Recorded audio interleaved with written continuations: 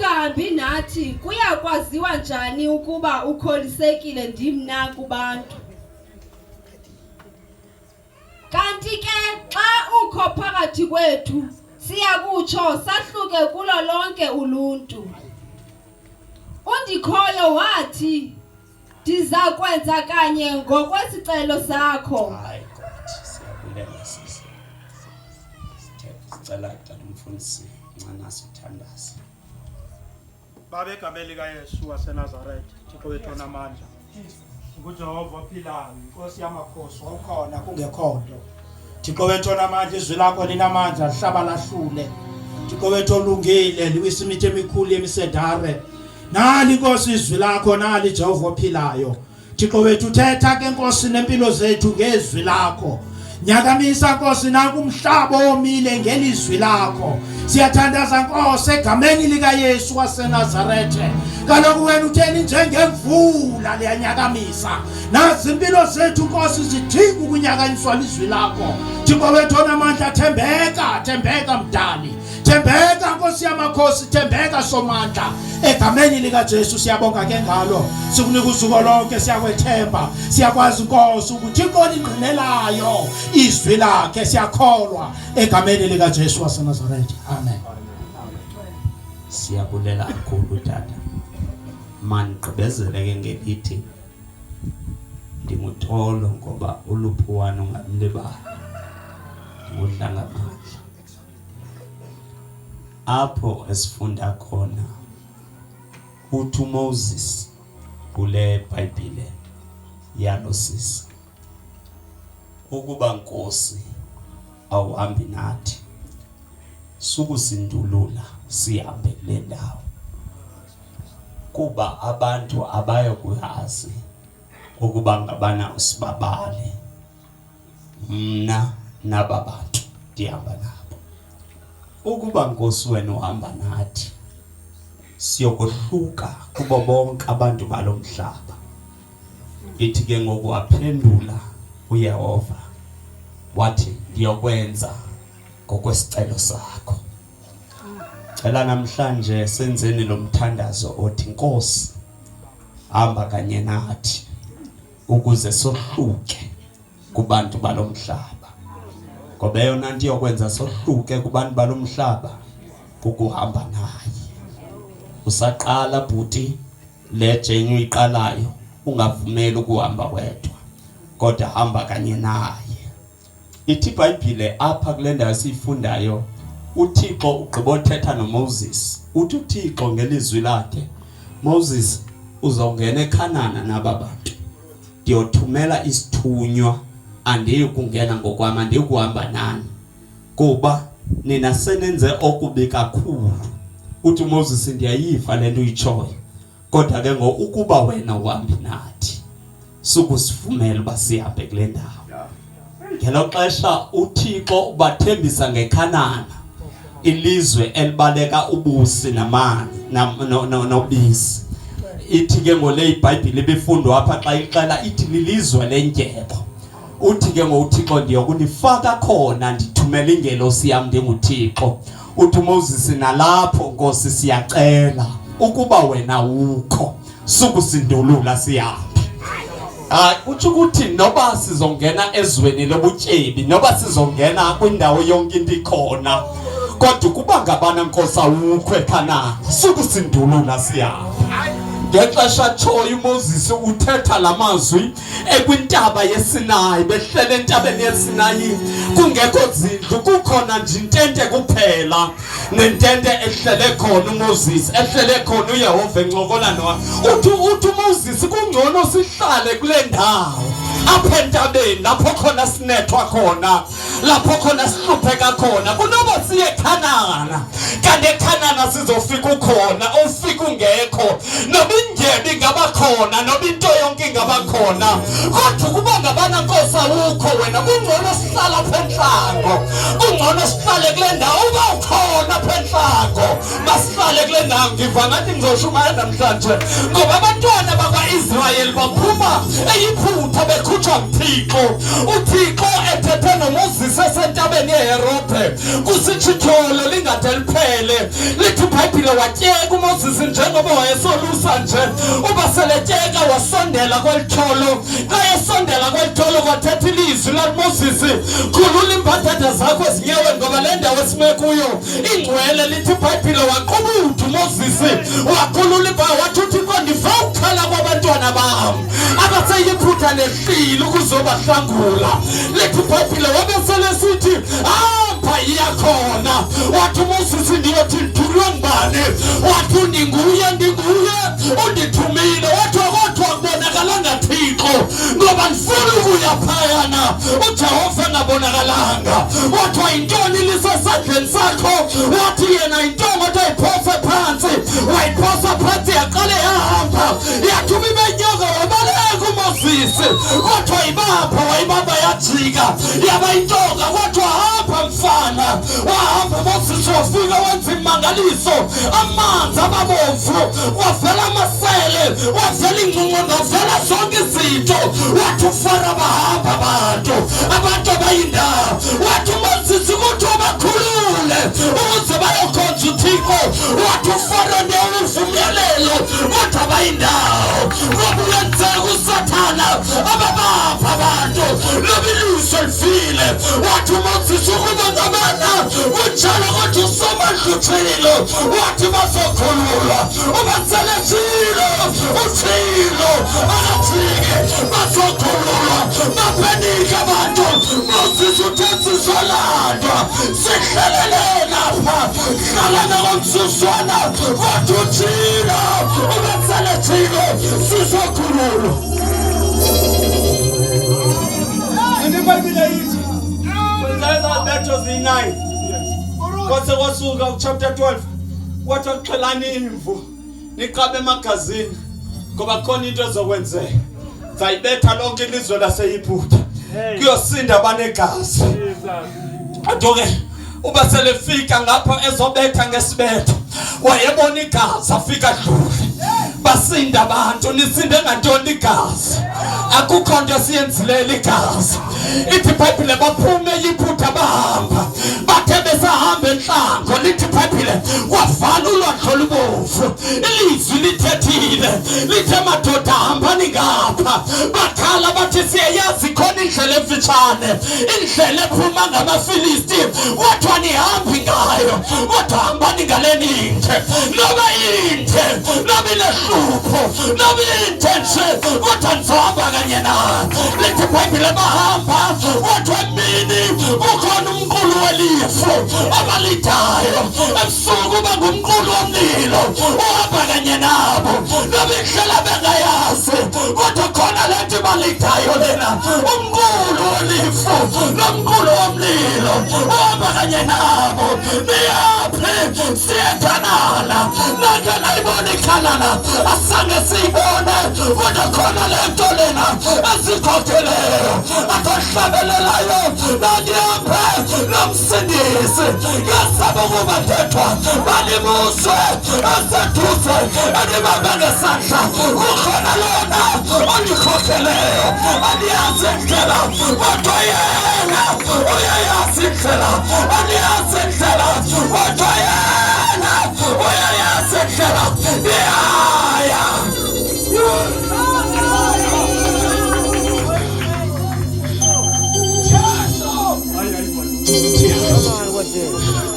Libona ngantoni banyali nansi ndisikhokhele.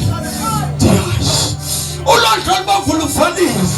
Yebo ulwandle olubomvu lufanile kodwa nansi ndisikhokhele. Hayi ngiyaya khona.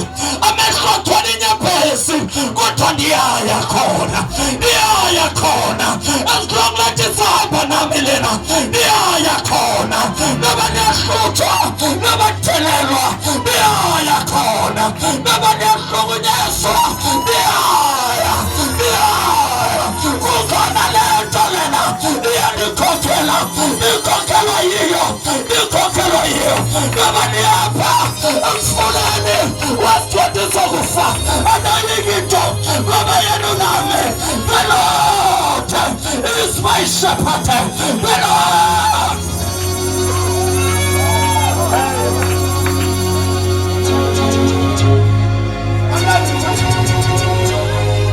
bakithi kwenze banithandaza abefika kolwandle olubovu babeka intente intshaba zabo zavuya naba bamile ngoba usathana ngavuya kube kubona umile kodwa noma umile nje ilizwi lithe kuyiwaphi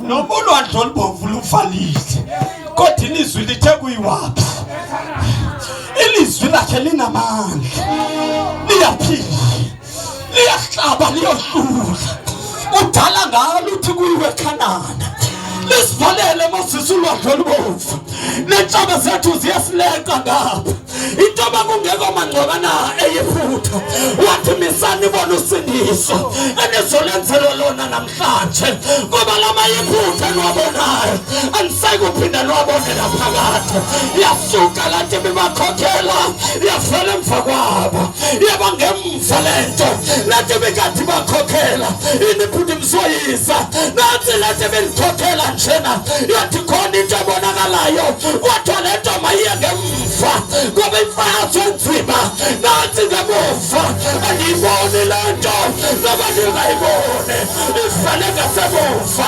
isakhona ibangathi ayikho kanti khona ibangathi ayikho kanti khona isangemva nje isangemva nje isangemva nje ikhona amayiphutha ahlasela nathi into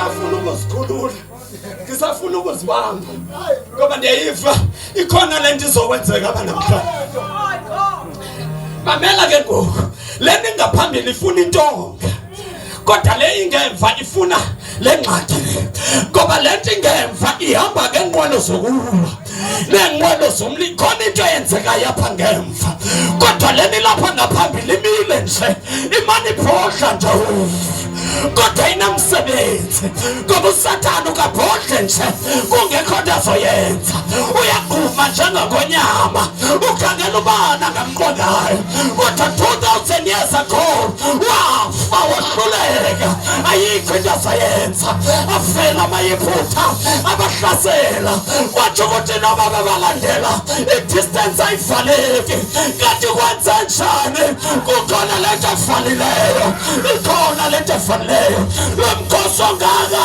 uhlatshelo wena osadelayo siyakushiya kodwa ngena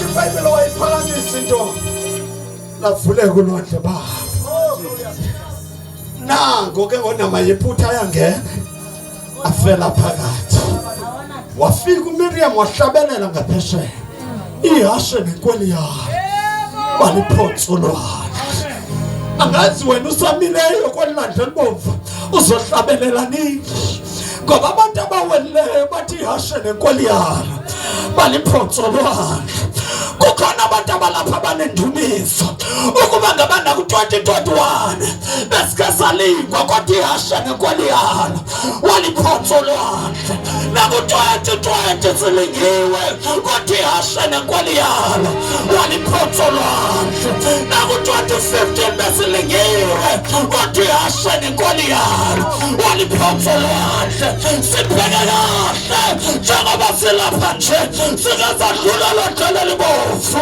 lapha bekuthiwa kodwa ihashe nenkweli yayo waliphonsa ulwandle nakulani into asimelana nayo nalapho sodlula lithi iBhayibheli badlula bahlangana nenhlanga kwavela imani Moses ukhoma nje phezulu ndifuna ke ngoku ukuthandaza bahlangana nenhlanga bakhala bathi amanzi aphelile wathi uThixo Moses khoniliwe elikhoya apha emva kwenu uthi uPaul xa ebhala kuncwadi yeKorinte chapter 10 uthi elaliwa lalibalandela yayileli kamoya uthi wayenguKristu ngokazalwayo nguMaria kanti wayekhona kuExodus ebalandela athi uDavide likukukhanya ezinyaweni zethu likukuphila endleleni yethu. Kwathiwa ikhana amanzi ke kuye nisele, bakha amanzi basela, athophuzayo kulana amanzi akubi naphakatha kubi. Kumnandi kwami indlela enoYesu phakathi, ngoba noba kuvela unxano kodwa yena uhamba kanye nawe. Yethatha uvoice mama ndixele ungavumeli ukuhamba ngendlela emfitshane, ngoba emfitshane ayinathixo kodwa hamba ngaleninde esilongi noThixo. Mamelani bazawundi ngixelele, lento yendlela ezimfitshane ayonto yethu le.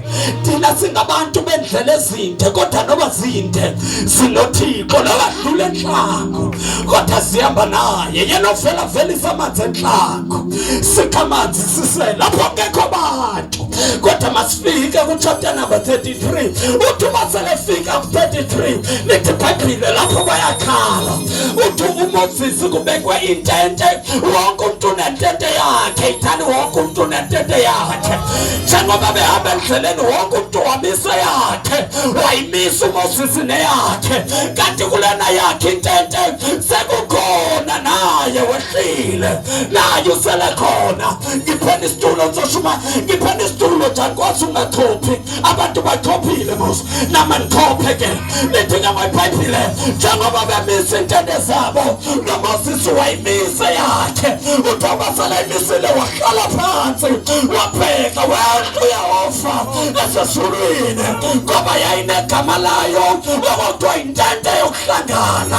Wehla khona wathi baselehlile wancokola naye njengomuntu encokola nomhlobo wakhe. Ubasele uncokola nomhlobo wakho ukhona izinto sithethayo ongakwazi ukusithetha ebasalini, ongakwazi ukusithetha amakholisi, kodwa kumhlobo wakho.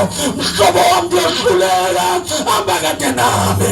Wancokola naye wathi basele ncokole, wathi uyaofa ndihambe nani, mina ngithumele ingelosi. Wathi uMoses ayikwazeka ukwenzeka loo nto, sifuna uhamba nawe, sifuna wena, sifuna uhamba nawe. Khumbula Yehova nakule ndawo asifike kuyo, asifikanga ngamandla ethu, ngamandla akho.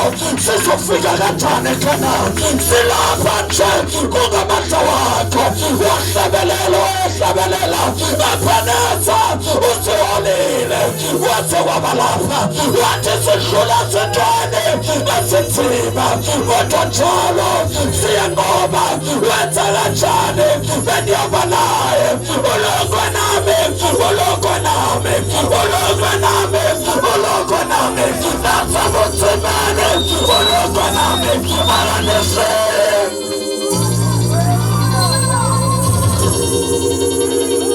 Akamayanda yana baba shai. Ulonto bavuselwalile, besihamba nawe baba, besihamba nawe, osishiyanga nasenhlako. Akamayanda baba shai akhaya, inakhandala baba shai. Singaba kanjani ungekho, singayaphi ubasuka kuwe, ngoba masokuphila afumaneka kuwe. Singayaphi, sifuna uhamba nawe, sifuna uhamba nawe. Siyakanana masihambe nawe baba.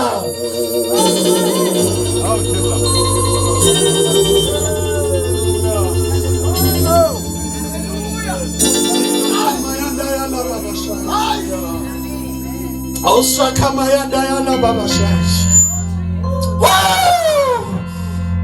Athi ngabe sehlulekile, ngabe sehlulekile, ngabe sehlulekile, Nkosi yami.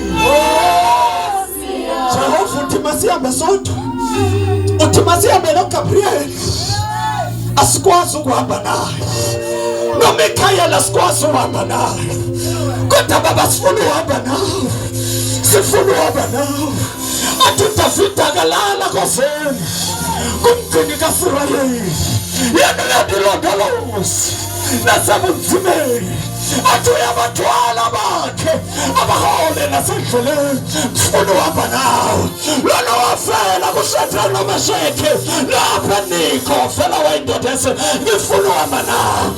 Ubangabana wukho asindawo ayikho indawo asaya kuyo. Sifuna uhamba nawe. Sifuna wena. Ayikho indawo